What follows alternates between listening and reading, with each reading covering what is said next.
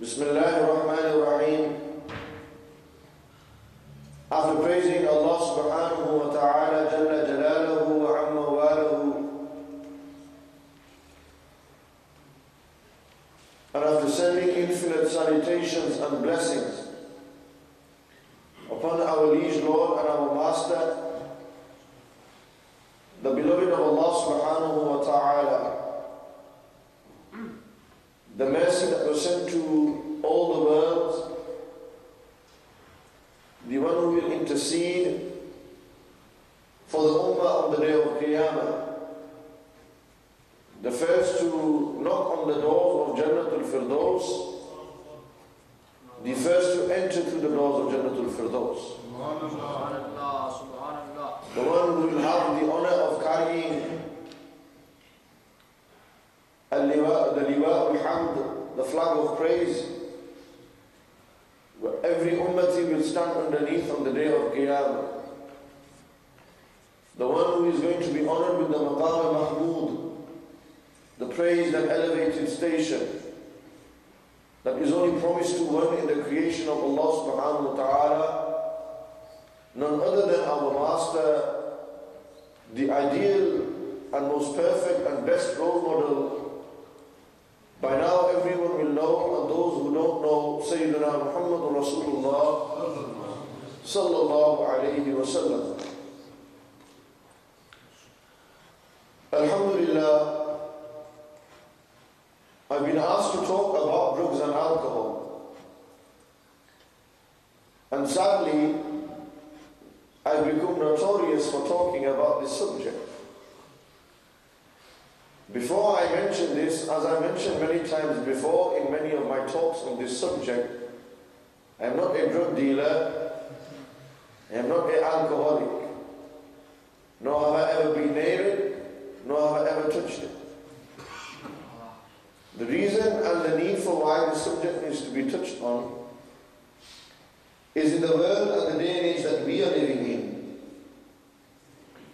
Most importantly, our Muslim brothers and sisters have sadly delved themselves into the abuse of drugs and alcohol, and some have made it a business and a way of earning a living through becoming a drug dealer, shotting drugs, skunk and weed, cocaine and heroin, smack on the street.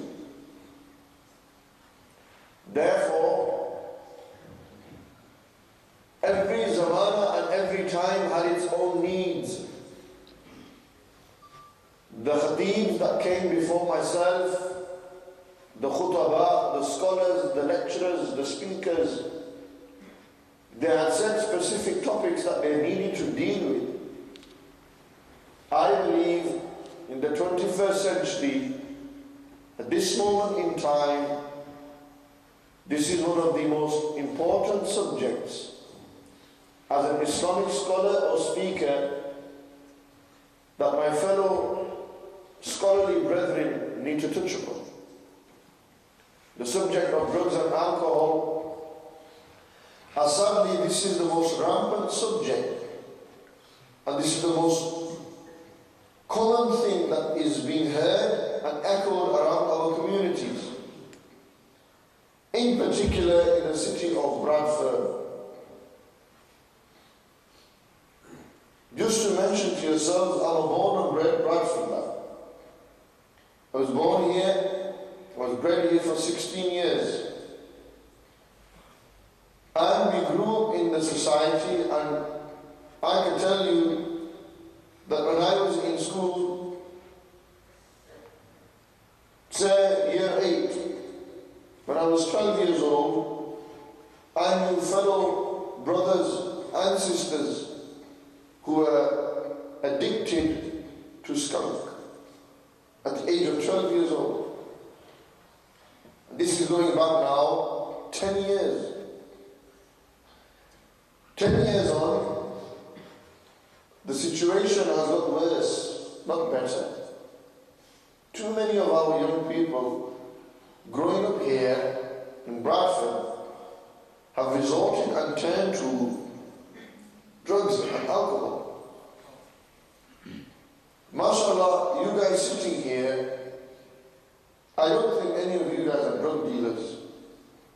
you are on that kind of line,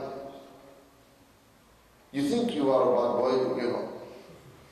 So those who are smiling can take this smile off. There's not here anyone that is, what I say, seriously on it.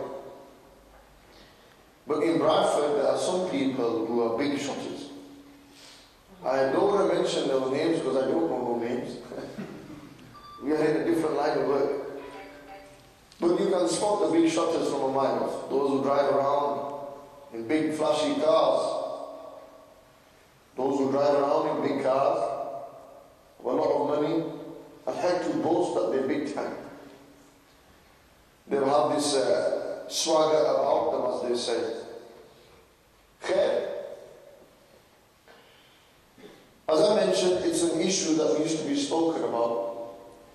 And it gives me great pleasure that Jamia Masjid Hanfia are a masjid that are looking to touch upon this subject.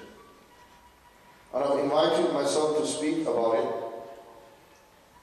It's simple and suffice for me to say that smoking, drugs, or drinking alcohol is clear-cut haram.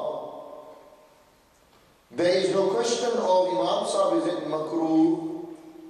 What ruling does it hold? No. The bottom line is it's haram. Full stop. It's not allowed. Anyone who abuses or uses such drugs or drinks alcohol is performing an act of haram, an unlawful act, and certainly in the grave, and most importantly on the day of Qiyamah, he will be questioned and possibly punished for doing such actions. My job today here is to deter you and to make you understand of the negative, not that there's any positives, the ill effects of the drugs and alcohol. You can approach this from a medical perspective. You can invite a doctor and say to him, brother, give us a lecture on the ill effects of drugs and alcohol. And they will say the lungs, the liver, the kidney, all these things. You can get cancer in your mouth, in your throat, all these things. But I'm not a doctor. So I'm not going to talk about doctors and how it's medically going to affect you. We're in the line of the deen, and I believe sometimes the biggest cure for the boys to get off skunk and weed is to give them a hard-hitting talk about what Islam says about this subject. Because I don't think their parents have ever told them other than it's haram. I don't think their parents have ever told them the individual who is a habitual drinker, an alcoholic, he drinks alcohol for fun. And there are so many brothers and sisters who roll around in the streets of Bradford late at night, making intention to go to nightclubs, to go and have a nice rave, to lick a zoo, to drink a bit, and then come home at 4 or 5 in the morning, whack down their heads, sneak inside, go upstairs, go to sleep, or wake up and think everything is normal. Nabi alayhi salatu wasalam in the Quran spoke about alcohol. Allah Almighty spoke about it as well. Allah Almighty in the Quran clearly stated, Ya ayyuha alladhina amanu, O you who believe. What a beautiful way of addressing the believers Allah Almighty chooses here. He says, O you who have Iman, O you who possess Iman, إِنَّمَا الْخَمْرُ وَالْمَيْسِرُ وَالْأَنْصَابُ وَالْأَزْلَامُ رِجْسٌ مِّنْ عَمَلِ الشَّيْطَانِ فَاجْتَنِبُوهُ لَعَلَّكُمْ تَتَّقُونَ. Allah Almighty said, O you who have Iman, O Muslim, alhamdulillah, we are born as Muslims. But sadly, boys don't want to be known as Muslims, they want to be known as bad boys. If you say to the brother, you're a Muslim, he says, yeah, but he quickly changed the subject, because you know Maulana is going to talk about the deen. The last thing I want is a lecture. Okay. He will immediately change the subject and start talking about his car. Talking about this girl and that girl that he talks to on Facebook. Talking about here and there. That's what's going to happen. Subhanallah. Allah Almighty said, "O you are Imam, certainly alcohol, إنما الخمر." The word khamar in the Arabic language is from the word khamara or khalara. And what does it mean? It means satara. What does satar mean? It means something that covers you. When a person becomes intoxicated, khamara aqluhu, his intellect and aql has become clouded, covered. That's what you call intoxication. It's amazing that Allah used this word in the Quran. This is what it means. Lexicography in the dictionary, the word khala is used as something that overcomes your mind. Something that clouds your mind. The golden principle teaching of Islam is that a Muslim at all states and in all states is always in a sober state. He always has control over himself. That's why alcohol is not allowed. Alcohol is forbidden. Smoking drugs, smoking weed and getting stoned, it's haram. Why? Because your mind has become intoxicated, you're cloudy. Your judgment is cloudy. You don't know what's right and wrong, brother. I'll give you an example. A lad, he goes out one night. He goes for a nice rave with his boys. Hires a car, S3, RS4, whatever cars they're buzzing off. X5, Range Rovers, and if you're lucky, a Micro. Okay. He goes out for a nice little rave with his boys at night, roll up into a nightclub, wearing all these bling bling clothing. So what happens, isn't it? Best clothing's on, roll up in his sick motor, thinking he's 10 men, comes out with his boys, right sticky little boys and that, you know, little sticks. But they think they're 10 men. They think they've got big arms and that, because they went to one day in the gym. Okay. Rolls up in there, mashallah, man's doing it. Comes in there, he thinks he's some Tony Montana. He thinks he's Scarface. He thinks he's Don Vito in Godfather. He thinks he's some bad boy. He's got this sick adrenaline rush inside him. Yeah, I can do this, I'm that. He thinks he's the king of the world. And you know what? There's too many heroes in that nightclub already. So you know what's going to happen? When one hero gets jiggy with another hero, when he tries with another hero, it ends up in what? Bottles blasted on each other's heads. He gets knocked out, his crew comes down, his crew comes down, and this and that, and all this balaki, that business goes on out there. Okay. The guy gets drunk, he comes home. This is a real story. From this onwards is a real story. His father is waiting for him downstairs. Okay, when my putter is going to come home, he will ask him where he's been, what he's been up to. Sadly, the unfortunate thing is, this man is so out of his head, he's so drunk and clouding his mind, that he doesn't know who's in front of him. Whether it's his dad or his boy or his brother or sister, he doesn't care. And anyone who has been drunk will know, not that I know, but they will know, that the man gets paranoid. The man gets loose. The man's out of his head. He doesn't know what's going on around him. He's drunk. And you know what happens? His colour changes, he starts behaving like a monkey and what? This guy, the nearest thing to him was a sledgehammer. His father was going on at him and he wanted to shut his father up. So he sledged his father in the head and put him to sleep, you can see. Why? If a person was sober and a person didn't drink alcohol, then that individual will never have got to this stage where he sledges his own old man, his own father in the head. This is what happens when you get into it. No, Imam Sahib, we were just having one drink. Just one sip of vodka. No harm in that, Imam Sahib. Yeah, no harm in that now. But the harm is going to be the akhirah. Today there's no harm. Tomorrow there might be harm. Today you don't find a problem in it, but tomorrow there might be a problem. Another example of greed, when a man's in this business. I've narrated this story many times before. There was one Auntie G, she went to Pakistan.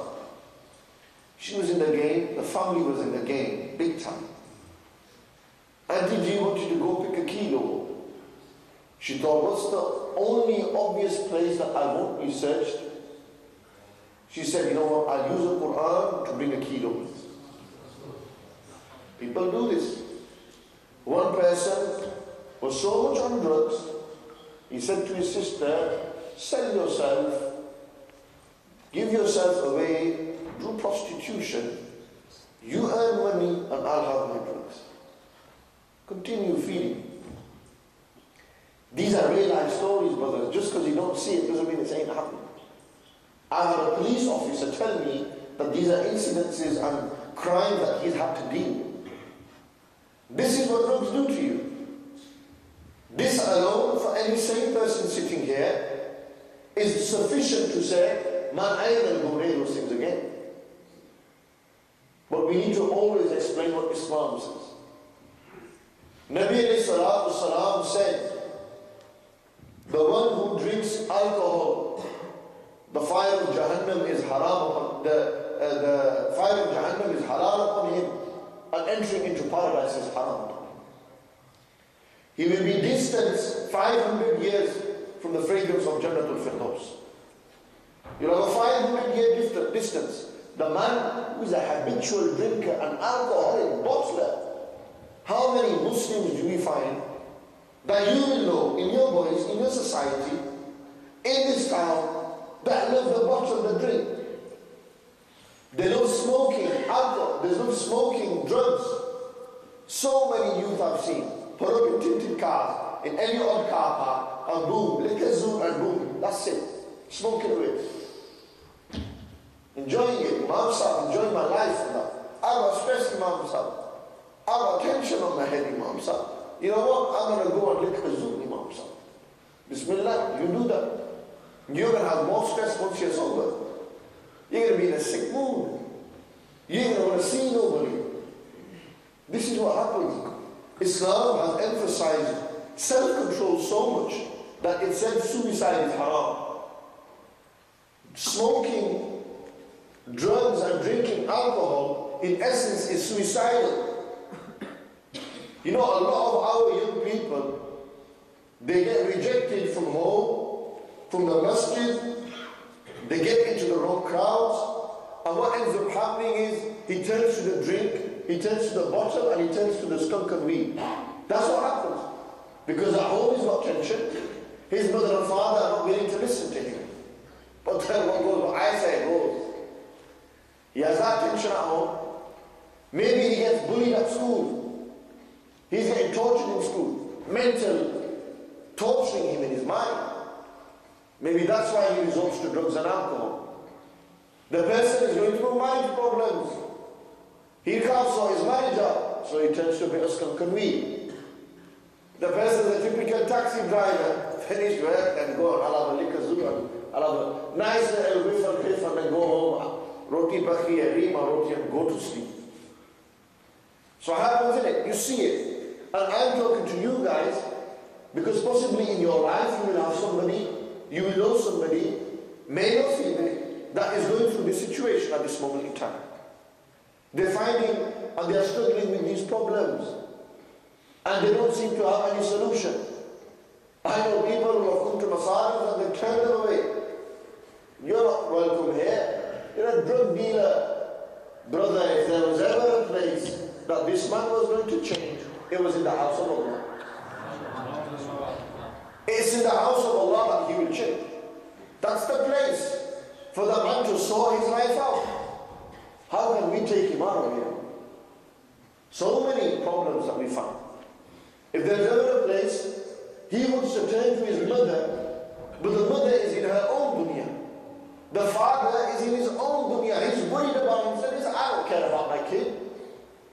There was a sister who emailed me her situation of her family, her sisters, everything that's happening. I don't want to name, I don't know the sister personally myself. On Facebook, I gave her my email. She said, I need to share something with you, Imam. She told me her life story.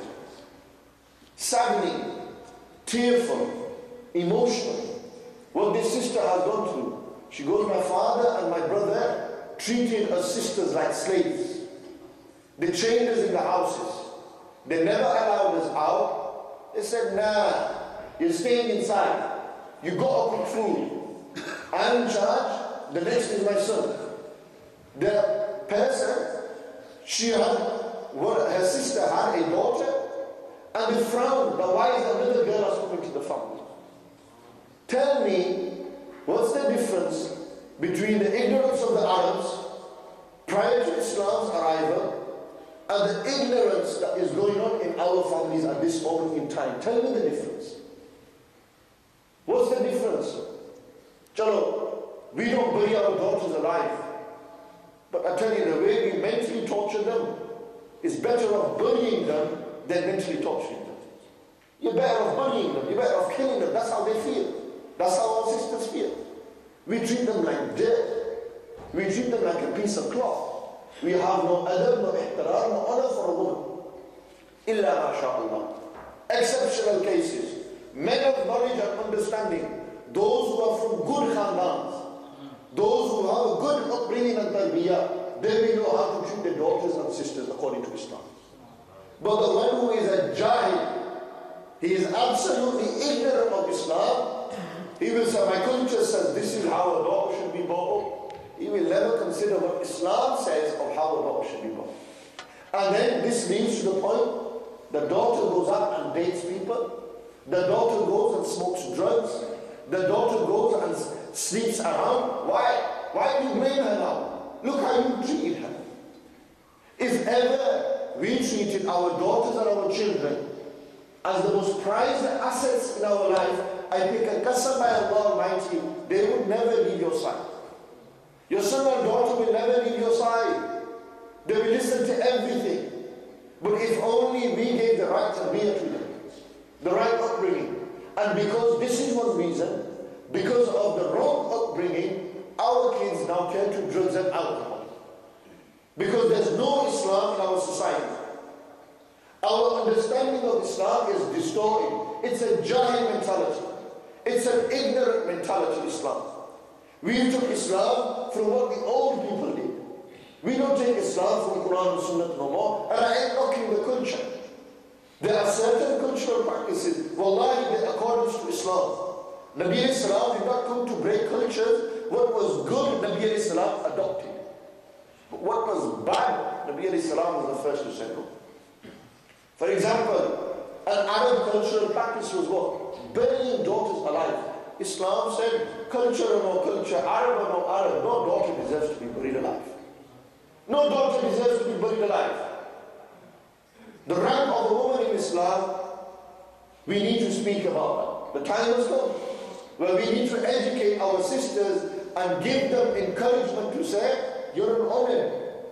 Nabi alayhi salatu wasalam, everything aside, on the last sermon, before leaving this dunya, Nabi alayhi salatu wasalam clearly, on the akhir khutbah, in Hajjatul Wida, Nabi alayhi salatu wasalam said, Be careful in how you treat your women. Be just in how you treat your women. You know why? Because these are amanat given to you. It's an amanat. A woman is an amanat from Allah. Don't do khiyanat of an amanat. When you do khiyanat of an amanat, then you will see the amanat will backfire on you. And daughters will get messed up. They will resort to drugs and alcohol. Look at that. Nabi alayhi salam, in their last sermon, how many khutbahs in their life Nabi alayhi salam had given? But in the last sermon, the most important, what did they say? They said there's no difference between a black man and a white man. Look at that. We talk about racism. There was no one who upheld the equality and rights of equality more than Rasulullah sallallahu alaihi wasallam. Over 1400 years ago, Nabi alayhi salam said, there is no difference between a black man and a white man. There is no difference between an Arab and a non-Arab. The only way you can differentiate between one another is through taqwa and piety and who fears Allah the most. It's through knowledge. This is how you find the darajat will vary. But there's no difference between me and you. None of this cultural caste system business. None of this, I'm black, you're white. None of this, I'm here, you're there. No, Islam didn't come to do this, Baba. That's culture. Islam said everyone is equal. Hazrat Bilal is equal to Sayyidina Abu Bakr Siddiq. Hazrat Bilal is from Ethiopia. Siddiq Akbar is from Arabia. Radiallahu ta'ala, they are equal. In terms of their humanness, they are equal. In terms of taqwa, أفضل البشر بعد الأنبياء سيدنا أبو بكر الصديق. When it comes to the rank, and there is no one greater after the Anbiya than Sayyidina Abu Bakr as-Siddiq radiyallahu ta'ala. No question. Nabi sallallahu alayhi wa said there's no difference between an Arab and a non-Arab. They failed to clarify. They said don't think that because you're an Arab that's it halal. Yes, the Arabs have certain khasiyah. Nabi sallallahu alayhi wa said look the Arabs. Look the Arabs. Have looked for them. While Nabi was born in Arabia. Look the Ansar. They were a group of the Arabs. I tried amongst the Arabs. Here I'm going slightly off here. But these things Nabi sallallahu taught us throughout our life. In the last sermon, they said it. Be fearful and careful in how you treat your women. Treat them as a gift from Allah Almighty. Today, how do we treat them? Rather than gifts, we abuse them. You know why I say this? You know, you young lads here today, tomorrow you will get married. The last thing I would want to see is that a young lad that sat in front of me, I find that he's going through marriage problems. I find that his wife tells me, Imam Sahib, this guy used to sit in front of me, and the man now look at him, how he's treating me. I will be accountable from Allah Almighty for the message that I give. And I'm telling you guys, that when you get married, you honor your wives. You treat them with adab and respect, with love. And you will see your wives will treat you with great respect and adab. You know why? Because women are like that. You make them feel special, they will give you double. Likewise, you make a man feel special, they'll give you everything as well. Don't worry. The bank balance, the bank card in your hands. It's in your purse, not mine. Clear. So, when we look at why there's drugs and alcohol happening, then it's clear. It's clear because of our upbringing, maybe that's the reason for resorting to it. Peer pressure. What a problem. Just because the boys do it, I've got to do it. The boys are on smart, I've got to be on smart. If I don't do it, I ain't cool. To look cool, I've got to be like the boys. That one's got a certain haircut, I've got to have the same haircut. That guy got an S3, I've got to get an S4. That guy has done this, I've got to do this. It's competition, isn't it? I was in Derby before, and I spoke about it. I mentioned it in Derby, that these are situations and problems that we are finding. Nabi alayhi salatu wasalam, in the Quran, Allah Almighty said, oh, you believe indeed alcohol, gambling. I'm talking about peer pressure, I will come back to that. Gambling. La hawla wa la quwwata illa billah. The amount of lads that are in Lambrooks and bookies, William Hill, placing bets, is shocking. Like they have no tawakkul in Allah. They do not believe that rizq is from Allah. They think that, you know what, if I place this bet £10, I'll get 100 in return. And you know what a fool. It's just a cheat, it's a lie. You think placing £10, the chance of you getting it in a billion, because there's so many people in that game now. Look at that cheating system. Just to make you lose your iman. Islam is a religion that says you depend on Allah Almighty. You rely upon Allah subhanahu wa ta'ala. The moment that person stops relying on Allah Almighty and relies upon materialism, then you see that man's lost in the dunya. When you rely on Allah Almighty, no matter how difficult situations get, man does never turn to drugs or alcohol to shop.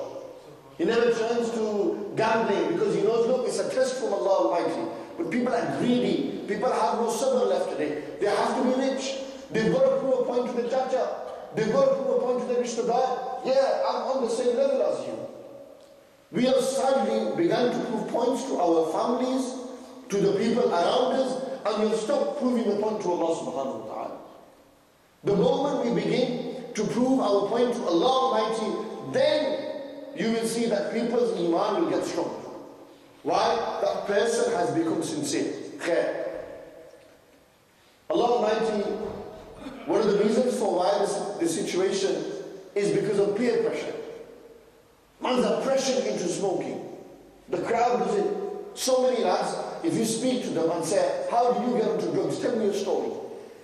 And he said, the boys around me did it, I just joined the crew. I had to look cool.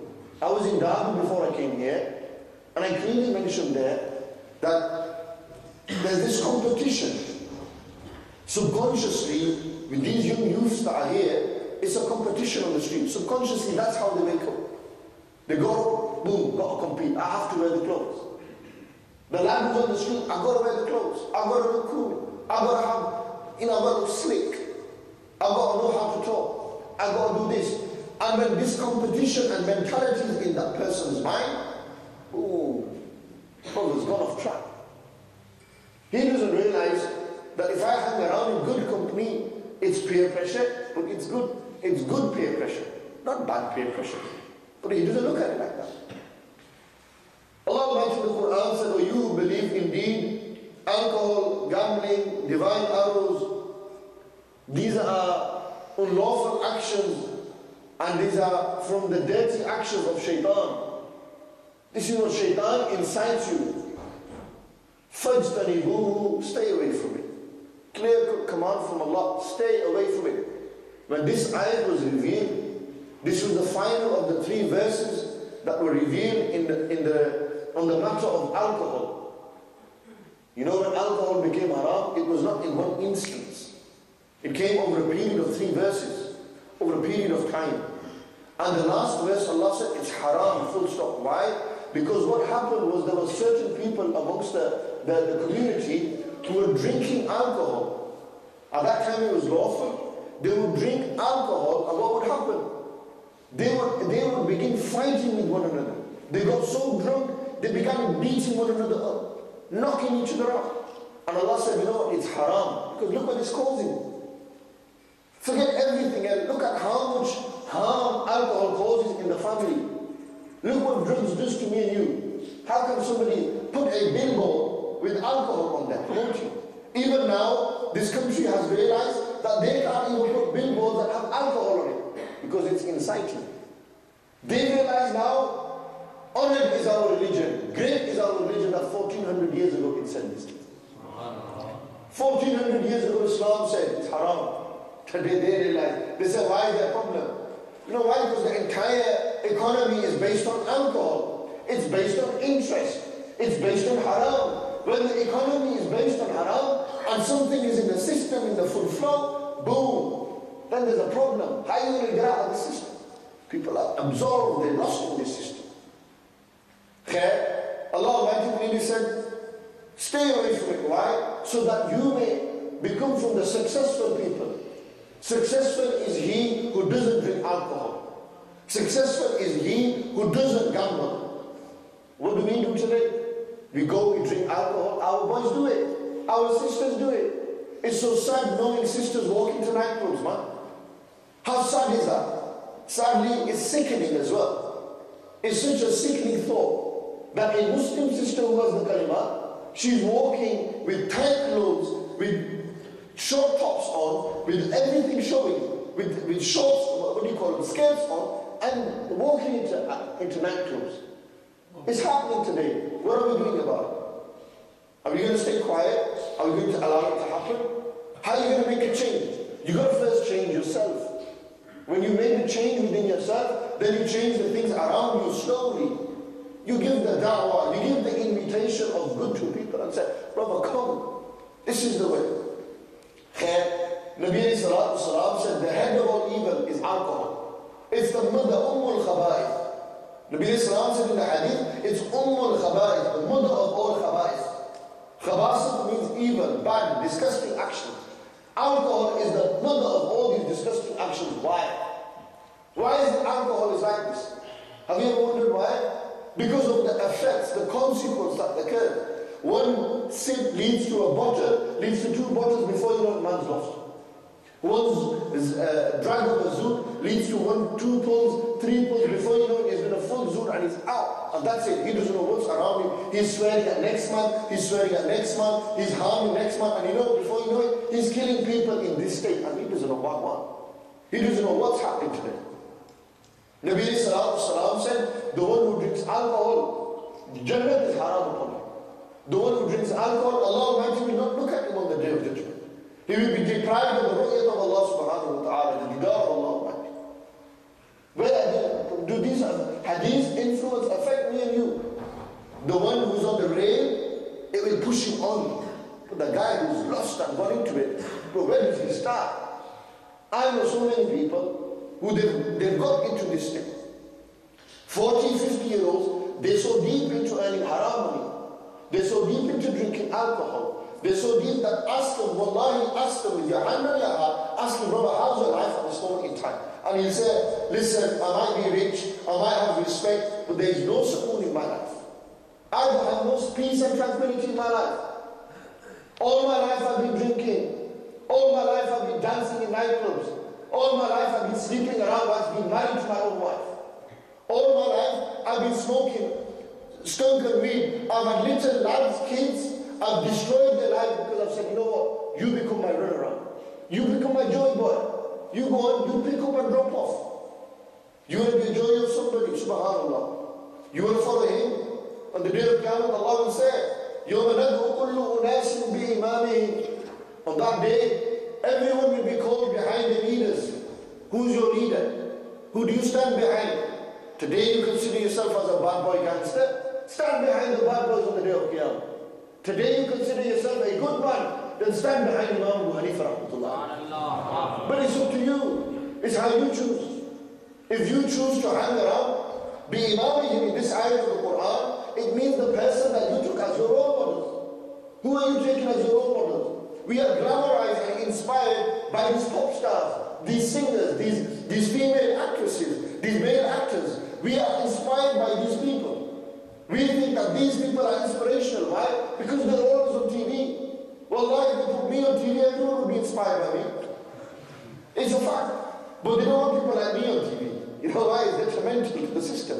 There's a system in place in it. They don't want people like me. They want people. I was talking about newspapers in Derby. Have you ever wondered newspapers are full of lies? Illa mashallah, you find a few truthful articles in there. Why? Why is it they never put Palestine on the front page? Why is it they never put Syria on the front page? Why is it they never put dead bodies on the front page? You know why? These things don't sell. They want to destroy your iman. They want to corrupt your iman. If you was constantly watching dead people on TV, what would happen? Your heart would get soft. You would start thinking about your own death. But they don't want you to think like that, brother. They want you to think you're everything. You're a millionaire even though you don't have nothing in your bank account. They want you to think that, yeah, I'm everything. You know, Bruce Almighty. They want you to think like Bruce Almighty. They want you to feel like that I'm everything, brother. But you know, this is how the mentality, this is the system we're in. The newspaper, the news, this is how it works. It's a fact. They will never, what sells on the front pages, that's business. It's what sells today. If this product sells, we're going to sell it. I don't care if it's haram or halal, brother, it sells. Like give you an example. So many Muslims, they will put alcohol in their businesses. Why do they put alcohol in their businesses? Because they'll attract certain crowds that will spend expensive, vast amounts of money on alcohol. And you know what sells? My business runs, Imam sir. I don't care how I earn it. That's what happens. And it's haram, full stop. It's haram. I will never sit here, and no Imam will never sit here and say it's halal for you. And this is why we need to open our eyes. You guys are the future generations of Bradford, generations of Wakefield, Birmingham, Blackburn, Sheffield, Halifax, there's so many lads here that I know. You guys need to step up now. It's already late. We're already behind. 10 years, 20 years. How much more? Go out, inspire young people. Come on the deen. Become better Muslims. Brother, stop this. You yourself begin to stop it. Earn your Jannah al-Firdaus to do da'wah. Earn your Jannah to helping other people. But we don't look at life like this. It's not entertaining, man. There's no appeal in being in Imam Sahib. There's no appeal in this business, okay? For me, it was very appealing. I'm here today. Alhamdulillah, you are here today. It had some kind of appeal. Not that it was me, it was all Allah's doing. So this is why you don't need to open your eyes. We all need to open our eyes. And we need to realize that there is more to life than these small little matters. How long is your life be? How long is your life going to be? Tell me. You know, I finish with telling you about this ummah. 3 times now I've mentioned this. I will mention it to you as well. Honored are you, Wallahi Azim. I swear by Allah, like you're sitting in this masjid, being from the ummah of Rasulullah sallallahu, brothers and sisters, you do not realize what rank you hold. And if you want to understand, then open the Quran. Allah subhanahu wa ta'ala said, كُنْتُمْ خَيْرَ أُمَّةٍ أُخْرِجَتْ لِلنَّاسِ تَعْمُرُونَ بِالْمَعْرُوفِ وَتَنْهَوْنَ عَنِ الْمُنكَرِ وَتُؤْمِنُونَ بِاللَّهِ. Allah subhanahu wa ta'ala said in the Quran, كُنْتُمْ, you are خَيْرَ أُمَّةٍ, the best ummah, the best nation and community, أُخْرِجَتْ لِلنَّاسِ, that has been sent to mankind. You know why you are the best ummah? Because you are from the ummah of the best Nabi. Because of your respect to Rasulullah sallam, you automatically have inherited the title of the best. Okay. But you know why else you are the best ummah? You know why else? تَعْمُرُونَ بِالْمَعْرُوفِ وَتَنْهَوْنَ عَنِ الْمُنكَرِ. You command good and you forbid evil. This is why you are the best ummah. Nabi alayhi salatu salam said, in Jannah al-Firdaus there will be 120 rows. Allah knows the exact number in each row, in each saf. Nabi alayhi salam said, 80 of those rows will be of my ummatis. Nabi alayhi salatu salam, on the night of Mi'raj, they met Sayyidina Musa alayhi salam. And Hazrat Musa alayhi salam said, Kash, if only I was an ummati in your ummah. A Nabi and Rasul of Allah is wanting to be in your position. You know why? Because Hazrat Musa alayhi salam read in the Torah that the Nabi who akhir zaman's ummah, there will be ghurrun muhajjalin. There will be those people whose body parts will be shining on the day of Qiyamah. You know why the body parts will be shining? Because every time they make wudu, on the day of Qiyamah, Allah says that nur will come from that part of the body. On Qiyamah, we will stand out from everybody else. Why? Because we will bring wudu, we read namaz. في وجوههم من أثر السجود. On their faces you will find the effects of prostration. On the day of Qiyamah you will see this. Even in the dunya you will see, on the day of Qiyamah you will see this. Such is the rank of Nabi alayhi salatu salam's ummah, mine and your rank, ummatis. Now when they arrive at the 7th heaven, on the night of Mi'raj, Nabi alayhi salatu salam met Sayyidina Ibrahim Khalil Rahman alayhi salatu salam. And you know what Hazrat Ibrahim alayhi salatu salam said? Hazrat Ibrahim alayhi salam said, O beloved messenger and prophet, O beloved son, as Nabi alayhi salam was from the awlad of Sayyidina Ibrahim alayhi salatu salam, pass on my salams to your ummah for me.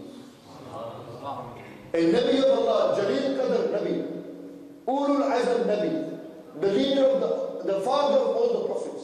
He said, when you return back to your ummati, tell them that Ibrahim alayhi salam was giving them salam. Look at the shan of the ummah of Rasulullah alayhi salam. But we don't value this no more. We want to be known as bad boys. We want to be known as rich people. We don't want to be known as a religious brother, pious brother. That's true. That title doesn't hold no value today.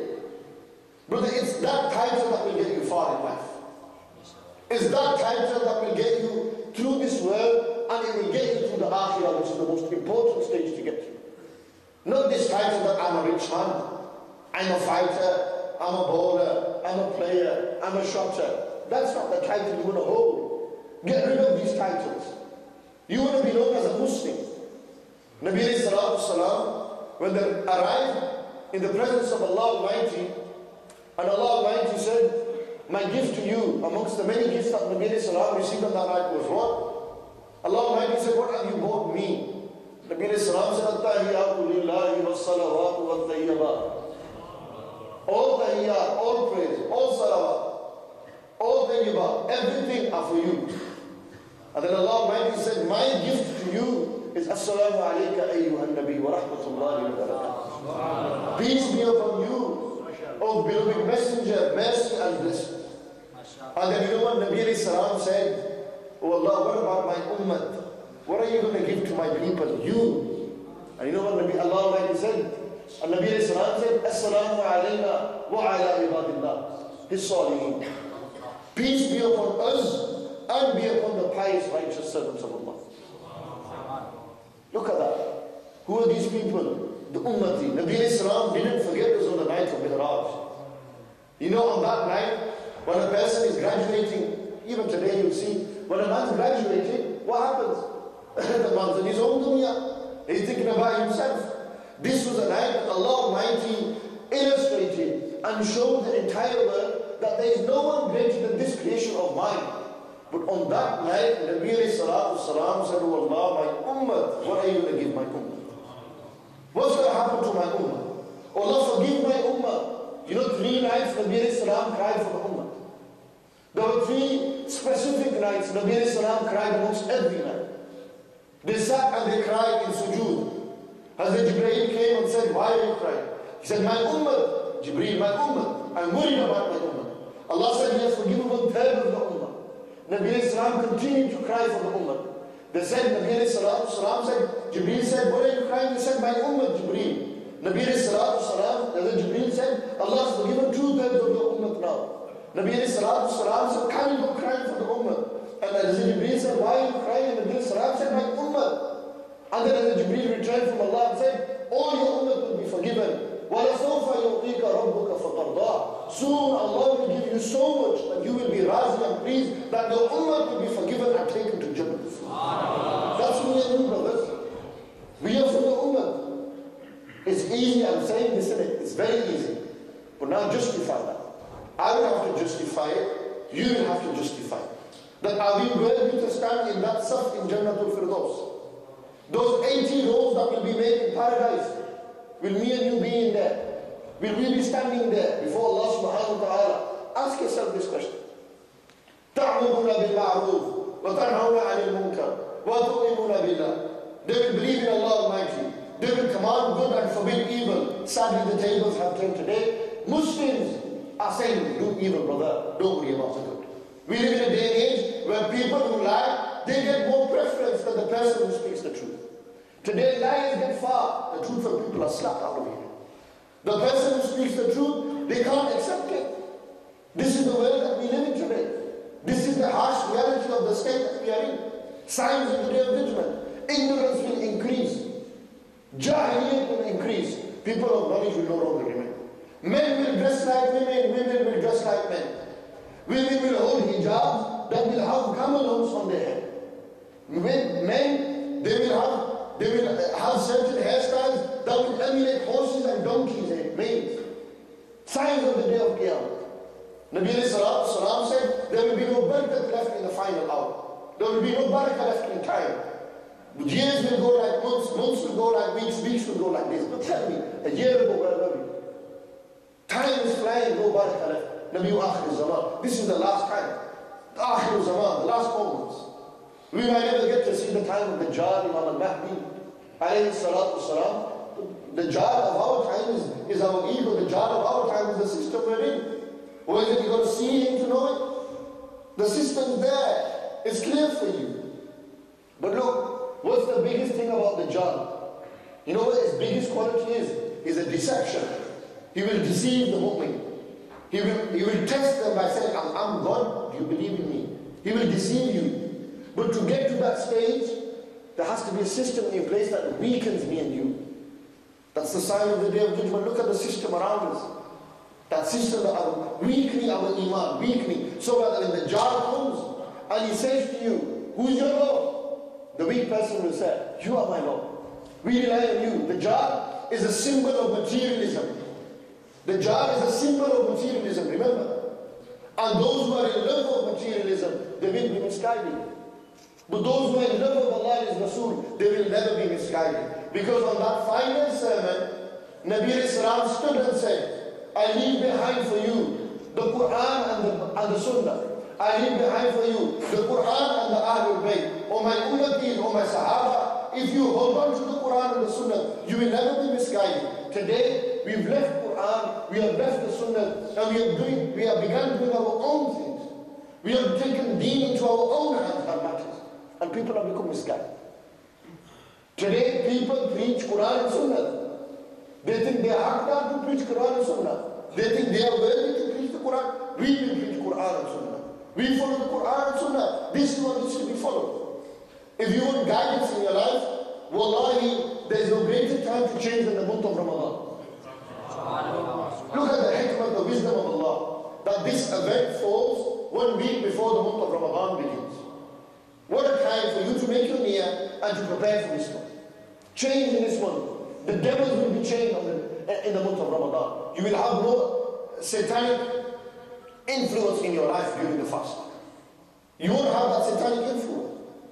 Work on your ego, work on your nafs, do mujahadah against yourself. Fight against your ego. Say, no brother, start doing the dhikr, do kasratul istighfar. Start doing more istighfar in the month of Ramadan. Start doing more tasbihat and takbirat and tahlilat in the month of Ramadan. Start doing more zikr and azkar and awrad in the month of Ramadan. Increase your namaz in the month of Ramadan. Begin with salat, tahajjud, awabin, ishraq, and all the other nawafil that I've asked. Start reading and doing khatam of the Quran in the month of Ramadan. Make a change. Start this change. Because there will be another Ramadan that's gone by, brother. Last year you were sitting in the same place. Another Ramadan, what's changed? The beard grows just a little bit more. What's changed? He's got even worse. Different people have different diverse effects. But for Ramadan to have a positive effect on you, and it will have a positive effect on you, because Nabi Salam said this is a blessed month. This month will give gifts to you. It will change you. It will inspire for you. For you to take inspiration from this month, brother, start changing now. If I was to come to your house as a guest and I was going to give gifts, I'll only give a gift to somebody who's worthy of a gift. If I think that you're not capable for this gift, I won't give you it. Ramadan is a month of gifts. It's going to give you so much. But are you ready to take the gift? Are you ready for that gift? You need to ask yourself this question. So we live in a system and a time. I'm going to general talk on drugs and alcohol. All these things that I mentioned, these are influences to the reasons of why these are happening. The reality is, me, one Imam Asim, will never be able to stop drugs. I will never be able to stop alcohol. I will never be able to do that. But what we can do is that one young brother who's on it, if we can inspire him to get off it, alhamdulillah. You've done your job, I've done my job. Yes or no? That's the way it works. One by one, slowly, and before you know it, boom, a full community has changed. But you've got to become changed. You've got to make the change yourself. For an inqilab to occur, for a revolution to occur, first you have to step up to the challenge. It's a challenge in our time that we get young Muslim youth back onto the deen. We are fighting against the media. We are fighting against the satanic works. It's hard. But the Quran is most powerful. Allah said, when Shaitan said, give me permission to misguide the people, Allah said, I give you full permission to misguide, except those who are my pious and righteous servants. I will always be over them. You'll never be able to misguide them. Your misguidance is never powerful than my guidance. So we always make dua to Allah, guide us to the deen. Make us sincere upon the deen. Oh Allah, make us firm on the deen. Bring me on the deen. Make this dua. Allah Almighty said, Ud'uni astajib lakum. Make dua to me, I will answer your dua. He didn't say make dua and I might answer your dua. He didn't say make dua, possibly later you will get your. He said make dua to me, your duas are answered. When you will get it, this is when Allah subhanahu wa ta'ala believes it. So may Allah subhanahu wa ta'ala give us give tawfiq to all of us that are sitting here to act upon what I've said. All good is from Allah Almighty, all bad is from myself, and the du'as of my parents. From their du'as, this goodness and righteousness comes. The du'as of my teachers, my mashayikh, the honorable mashayikh, Qibla Mufti Saab, the likes of Sheikh Muhammad Imdad Hussain Pirzada, Mufti Qazi Hassan. These people, phenomenal people who influenced my life. I am who I am today because of these people. That's the bottom line. It's because of their nikah and their du'as that today I take off how I take off. Maybe Allah. It's possible that the akhir dua that we make is that Allah, this good deed that we do, all this naked that we do, Allah accept this. Because on Qiyamah, if we come and Allah says it's rejected, brother, then we've lost the game. We've lost everything. So be sincere, inspire yourself, become better Muslims, become stronger, and inshallah, I make dua to Allah as the Imam of Masjid al-Aqsa always says, that, oh Allah, gather us together like we are gathered here today in Jannah al-Firdaus. أقول قولي هذا أستغفر الله لي ولكم وآخر دعوانا أن الحمد لله رب العالمين